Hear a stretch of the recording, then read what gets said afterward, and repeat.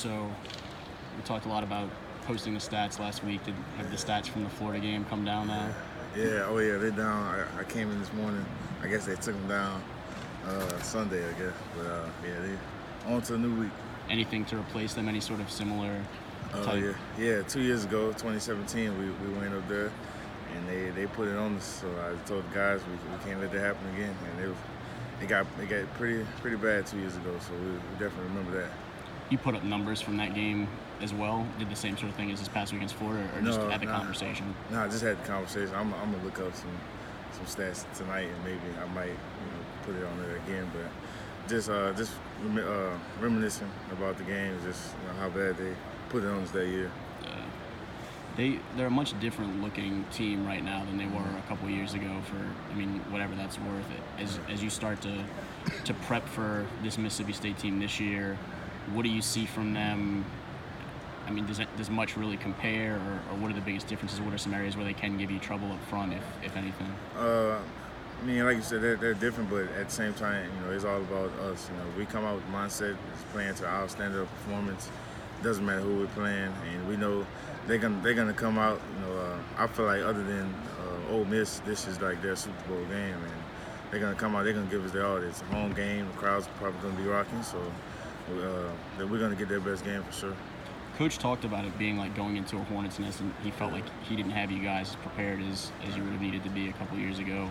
What do you remember about that game in that regard, in terms of what you walked into, and how do you kind of share that with some of these younger guys that weren't on that trip? I just remember, they got talking early in pregame, and we fed into that. Kind of got us out of our game. We started off, scored a touchdown. DJ Chark scored one, and they called it back for holding, I think, or something like that. And momentum just switched, and ever since that, the game was just in their hands the entire way. So, whatever goes on pregame, whatever flags we can't get, that we can't have setbacks, and we got to just keep playing our game. With this game being between the two games that it is, does there need to be much conversation with the younger guys of not starting to look ahead to? Yeah, for sure. We try to take it one game at a time, and I know that sounds cliche, but we really just got to take it one day at a time, one game at a time. And when those games come, they come. But we got they're in our way, and we got to be 1-0 this week. I know Twitter analysts aren't always the smartest people in the world, but they were showing clips of you guys against Florida, and they said LSU's offensive line looked like one of the best in the country. How nice is it to hear that after last year, where everybody's kind of like, just take it with a grain of salt, to be honest, because one day you might be the best, the next you might be the worst in the country. So, other people's opinions don't really matter. I just use it as motivation.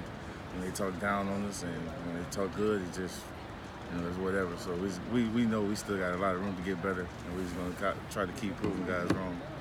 You were one of the biggest critics of the offensive line too last year. I remember at the Bama game, you were like, it was our fault. Yeah. We didn't play well.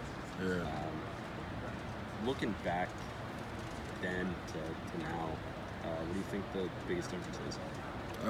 Just our mindset to get better every day, taking every day of practice as a step to get better, and also our confidence. We have a lot more confidence in each other, believe each other. We're a closer group, and I feel like we just this year we just came with kind of a different swagger, just taking that approach, like just put it on us and we'll get the job done. And you guys are blocking as well, run game and pass game, as you did Saturday, and Clyde and those guys are able to put 218 yards up, and you're looking at what you can still do to get better. What are some of those areas that you look at this week and say, all right, we can clean that up for sure? It seems like there's been really big focuses the last couple of weeks of ball security, tackling, and stuff like that. Is there something that's looming really big for the offense in that regard? Yeah, it's just from an O-line standpoint, just getting better, combo blocks, getting in a little bit more movement. We got split a few times on a few of our combos Saturday, and I know we didn't give up any sacks, but we came close to. So just we don't want going to the game. We don't want any pressures. We don't want any sacks. We don't want nothing. So just trying to get everything, just trying to be perfect. And I know that we're not going to be perfect every time, but if we can get as close as perfect, it'd be great. Lloyd, how's the depth on both sides of the line of scrimmage changed since you've been here? It changed a lot. last year we had to move guys around a lot because guys who were banged up couldn't really miss practice because we didn't have enough people.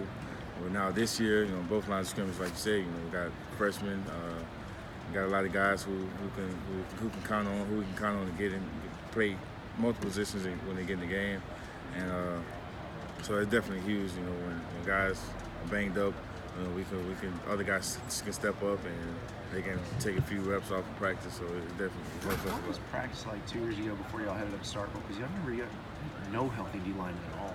Yeah, had to put a few walk-ons in there, so especially during spring practice when pretty much everybody seemed like it was hurt. But a few walk-ons stepped up during practice and had to do what had to do. Yeah. Down to similar situation on offense line where you had, I think, 7 scholarship offensive linemen at one point.